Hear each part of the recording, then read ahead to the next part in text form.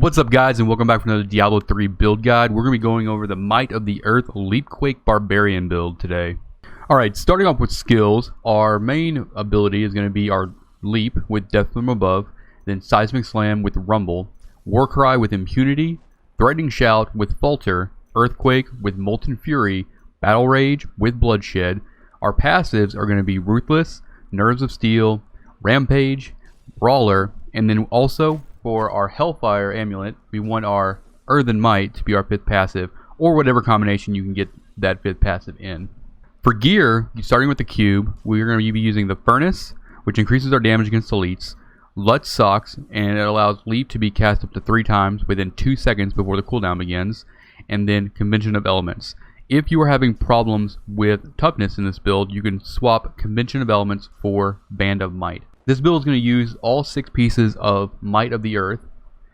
Our weapon is going to be Blade of the Tribes, which allows Warcry and Threatening Shout to cause Avalanche and Earthquake, which is going to deal the majority of our damage. Our rings are going to be the Focus and Restraint set, so we'll be using Leap and Seismic Slam to keep that bonus up. Girdle of Giants is going to be used as the belt slot, and Seismic Slam increases Earthquake damage by whatever the roll percentage is. Mine happens to be 99%. Our bracers are going to be Ancient Paragon Defenders, which each stunned enemy within 25 yards reduces damage taken by whatever the roll percentage is, up to 12. And we'll be activating that with Bane of the Trapped. And our amulet will be Hellfire Amulet. As far as stats on gear goes, what we need to focus on is area damage, crit chance. We're going to need to balance some bit as well because we're pretty squishy in this build as well. And then just like in CDR is really important as well. So what you want to try to do is you want to get Earthquake on your as many pieces as you can. So you want to try to get it on your helm. So try to get like Strength, Earthquake, Crit. I don't have that. I have Bit. And then also try to get Earthquake on your shoulders. But from what I can tell, as far as balancing the whole thing out, you want around 37% CDR, which allows you to keep Leap up quite a bit.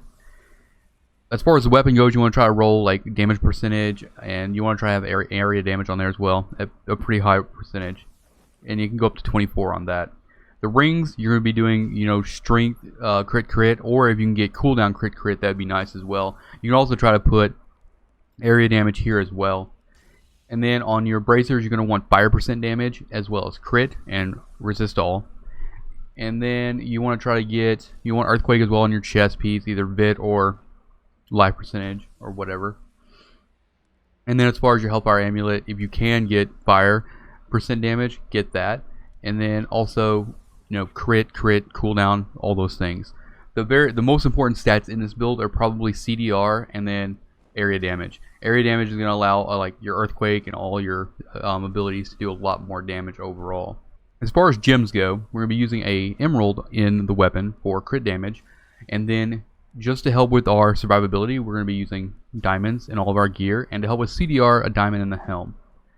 Our legendary gems, we'll be using Bane of the Trapped, which will activate Ancient Paragon Defenders, and then we want to use Bane of Stricken, which is going to help us rack up some damage against single targets. In our amulet, we'll be using Esoteric Alteration to gain non-physical damage reduction, and also get, while below 50% life, your resistance to cold, lightning, fire, and arcane and all that stuff are increased by 75%, which is going to allow us to stay alive a little bit more. Alright, now for Paragon Points. For the core tab, we're going to want movement speed, and then my gear is lacking on Vit, so you want to try to get like an even split between Vit and Strength.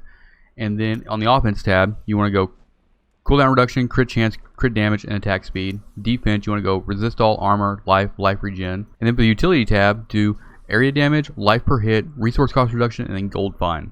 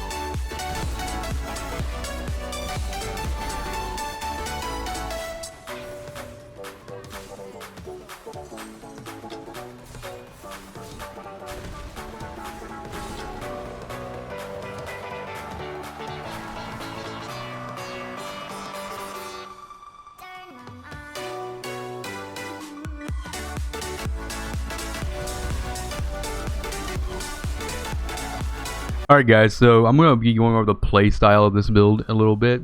Now, it's really simple, like every other Barbarian build for the most part. You're going to be using Leap a lot. You're going to leap 3 times and then use a Seismic Slam to help with the cooldown. And then your CDR will pick up the rest.